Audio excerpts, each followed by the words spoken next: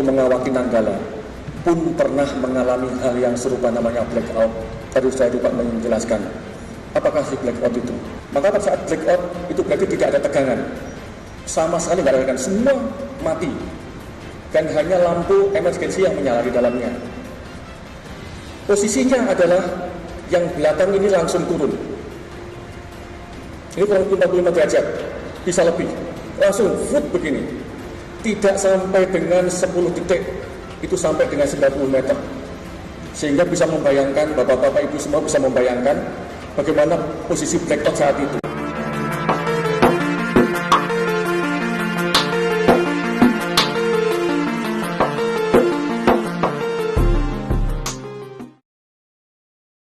Pengawal kapal selam dari Satuan Kapal Selam TNI AL Armada 2 itu untuk menyiapkan kapal selam itu melalui beberapa tahap, baik perawatan, pemeliharaan, pelatihan personilnya, itu melalui beberapa tahap dan itu semua dilalui.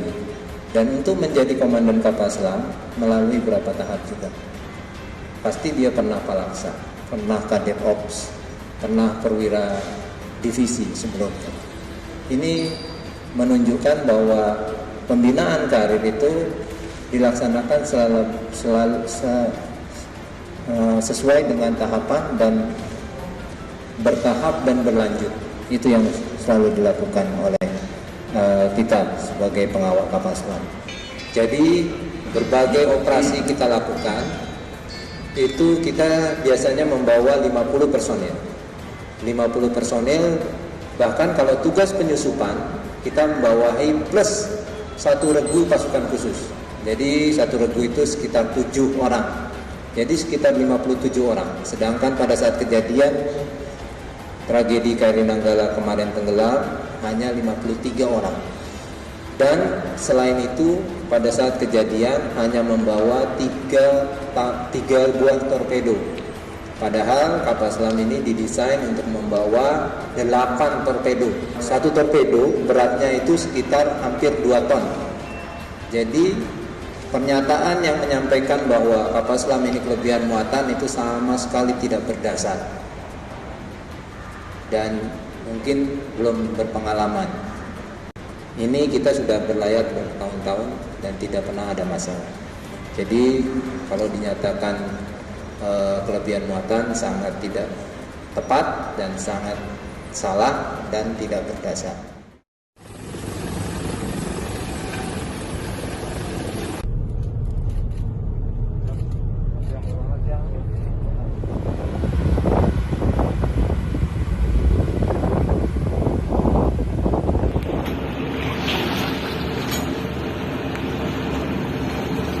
Saya waktu mengawaki Nanggala pun pernah mengalami hal yang serupa, namanya blackout. Tadi saya lupa menjelaskan apakah si blackout itu. Ada beberapa macam penyebab, tapi yang pernah saya alami adalah itu jam 12 malam.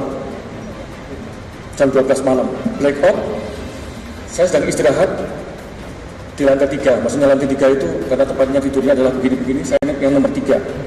Saya langsung lompat. Saat itu posisinya adalah andai kata ini depan haluan, ini buritan, maka pada saat blackout itu berarti tidak ada tegangan, sama sekali tidak ada tegangan, semua mati dan hanya lampu emergency yang menyala di dalamnya. Posisinya adalah yang belakang ini langsung turun. Ini kurang 55 derajat, bisa lebih, langsung foot begini. Tidak sampai dengan 10 detik, itu sampai dengan 90 meter. Sehingga bisa membayangkan, bapak-bapak ibu semua bisa membayangkan bagaimana posisi blackout saat itu. Padahal kita periscope depth. Kemudian saat itu karena maaf, bahasa saat itu masih ada bahasa Jerman, sehingga komandan kapal KKM itu memerintahkan Allmann voraus.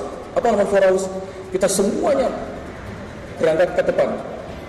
Tapi karena 45 derajat ini, maka kita merangkak. Di lorong itu kita merangkak. Ini mohon maaf, ini saya masih merinding semua karena saya mengalaminya. Merangkak, megang itu, pintu-pintu itu sampai ke depan.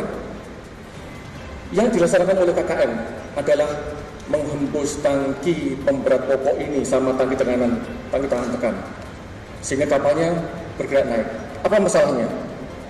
Ada satu fuse yang putus. Padahal kita nggak tahu fuse itu di mana. Tapi karena kecanggihan KKM kami saat itu, pada saat itu, sekarang Laksamana Muda Purnawirawan Mas Uri Ishak, langsung bisa ketahuan, langsung bisa diperbaiki. Alhamdulillah saat itu. Jadi itulah situasinya kalau blackout masuk ke dalam. Nah sekarang ini, kalau kita kena internal wave, maka itu adalah keadaan alam.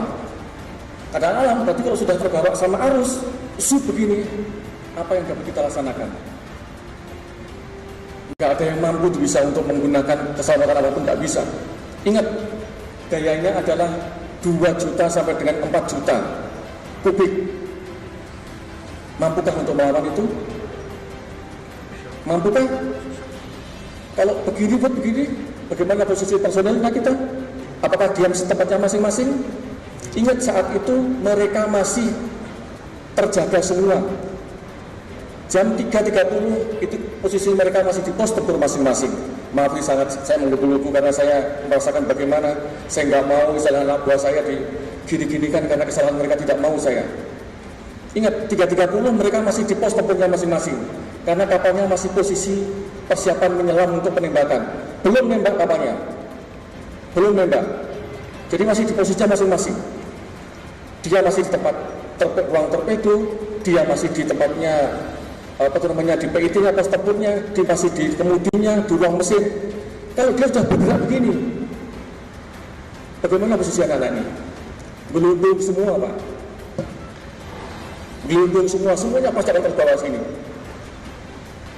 Cepatkah untuk bisa melaksanakan? Saat itu kalau dia mengembus TPP atau mengembus tangki tangan tekan, sampai seberapa kuat untuk menahan internal solitary wave ini yang diakibatkan segitu besarnya.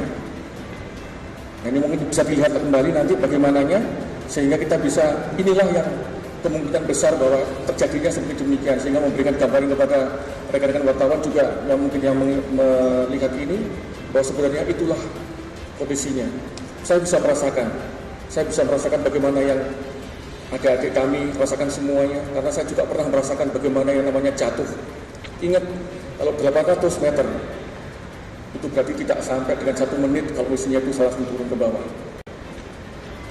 Kedalamannya ini adalah untuk internal wave ini 180-an meter. Bus begini kalau sudah masuk semuanya nggak ada tekanan yang tinggi, nggak ada tekanan untuk menjalankan kapal, maka dia akan terus turun ke bawah. Saya nggak bisa dibayangkan. Saya pun tidak mau bicara lebih jauh ke situ karena saya bisa merasakan bagaimana suffernya mereka merasakan itu. Ya, kita nggak mudah untuk mengawaki itu, nggak mudah. Mungkin yang nggak pernah merasakan mungkin gampang untuk ngomong, tapi kami yang sudah merasakan bagaimana jatuhnya kapal.